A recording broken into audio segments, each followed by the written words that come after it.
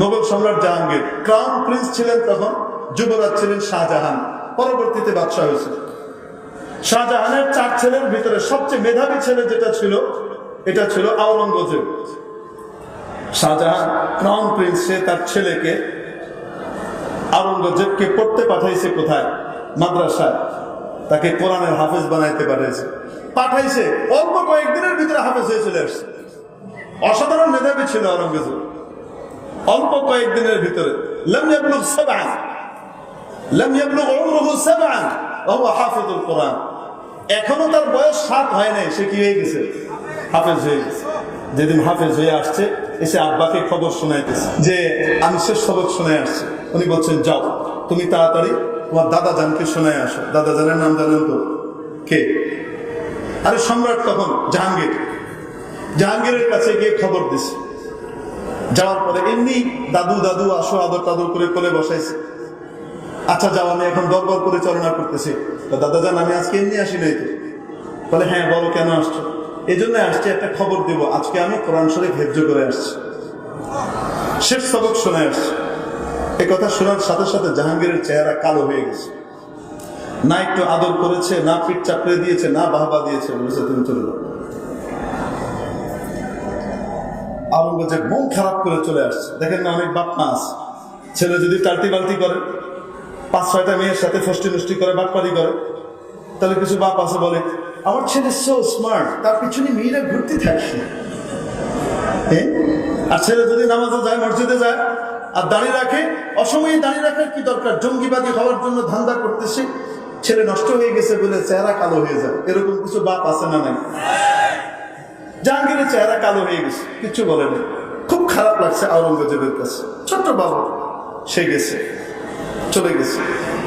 বাপ জিজ্ঞেস করতেছে রাস্তায়, দাদা জান কি দিল? মনে করছে কোনো খেলা টেলার দিছে, পুরস্কার দিছে। দাদা জান কি দিবে? মুখ কালো করে চেহারাটা দিলেন। তোমাকে আদর করেন না? কি করছে? কিছুই বলেন নাই। দাদাদের চেহারাটা কালো হয়ে গেছে। দাদাজান মনে হয় অসন্তুষ্ট হয়েছেন আমি হাফেজ হওয়ার কারণে। আমি ঠিক বুঝতে পারছি না, দাদাজানের সত্তার সাথে মিলছে না। শাহজাহানের খুব রাগ উঠেছে। ঠিক আছে তুমি যাও। চলে যাওয়ার পরে শাহজাহান গেছে আব্বার কাছে, ক্রাউন প্রিন্স গেছে বাবার কাছে, যে বলে, আব্বা একটু দরবার মুলতবি করুন, জরুরি একটা কথা আছে, একটু খাস কামরায় আসেন। খাস কামরা নিয়ে যে বলে, আব্বা আওরঙ্গজেব আসছিল? আসছে। কোনো খবর দিছে? দিছে। এই খবর দেওয়ার পরে আপনি তাকে কোনো বাহবা দেননি, আদর করেননি, একটু চুমু দেননি, এই কথা সত্য? হ্যাঁ সত্য। আবার আপনি এটা কি করবেন? যে কোরআনের হাফেজ হয়েছে, আপনি তাকে সামান্য আদর করবেন না?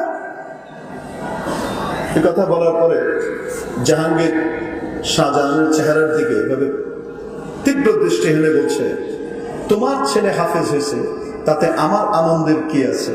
কিয়ামতের দিন নূরের মুকুটটা তো আমার মাথায় উঠবে না, তোমার মাথায় উঠবে। আমি তো এমন অপদার্থ ছেলে জন্ম দিছি, যে ছেলে আমার মাথায় নূরের মুকুট উঠাইতে পারল না। এরপরে বাদশা অসুস্থ হয়ে গেলেন, ডাক্তাররা বলে গেলেন আর বাঁচবে না। সবাই আসে, দেখে যায়, শাহজাহান আসে না। বাদশা ডাকেন, রাজ্যভার বুঝিয়ে দিবেন, আসে না।